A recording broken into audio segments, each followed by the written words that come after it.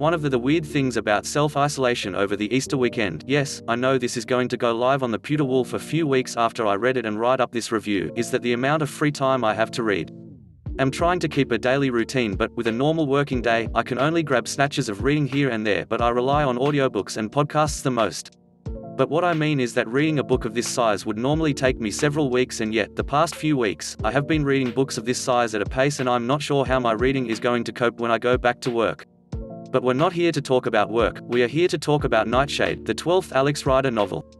I have read Alex on and off since my college days, starting with Eagle Strike, and, earlier this year, I audiobooked, reread Archangel, a bit of a jump the shark in the series, and, after that, I'm going to read Nightshade. I mean, what is the mysterious Nightshade that was referenced at the end of Never Say Die? So, I pre-ordered it and, unlike the other pre-orders I made while in self-isolation, which I start then DNF, put on hold, I powered through this at quicker speed. After the events of Never Say Die, the criminal organization Scorpia is truly dead, and all 15-year-old Alex Rider wants to do is go back to school, study for his GCSEs and not be a spy anymore for MI6. But MI6 have other ideas. According to Intel, they have recently discovered a new and far more dangerous criminal organization has come on their radar, Nightshade. And they seem to be using children. MI6 want Alex to go to a high-security prison in Gibraltar to befriend a boy who, without hesitation, killed an MI6 agent, several policemen, and will happily kill without question. As Alex tries to get involved with this boy's involvement with Nightshade, he finds out an attack will hit London and must, somehow, stop it. But this time, he's on his own.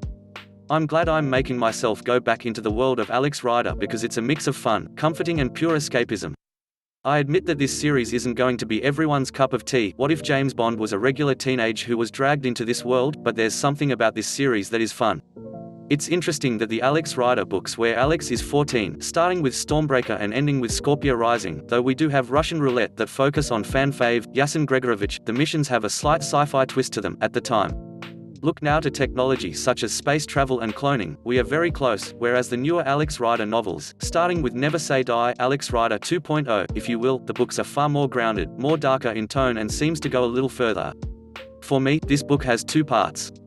The first half is slower in pace, this isn't a bad thing, but I like stories where I hit the ground running. But I completely get why I struggled with this half. We are setting up a new criminal organization, one that seems to be far more ruthless and cold-blooded compared to Scorpia, and unlike Scorpia, Alex discovers this differently.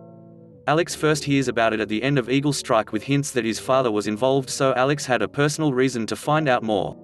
Here, Alex has no real ties to it, but other main characters do, so it's a slower burn, and, because of that and Alex slowly trying to get in, it takes time. But once we got halfway through the book suddenly picks up pace and we are running. I do hope that, because of this, the next book in the series continue with this speed. I am going to keep going with this new Nightshade arc as I am so intrigued over where Anthony is going to go. Though I am a little worried over Alex, as much as I enjoy this series and I think fans all over the world, I don't want this series to outstay its welcome. There are several series that did and fans were glad when these series ended, and I don't want that to happen to Alex. But I'm planning to stay with Alex for a little while longer. I'm thinking of rereading some old Alex Rider missions and maybe one or two I haven't. You're not getting rid of me that easily.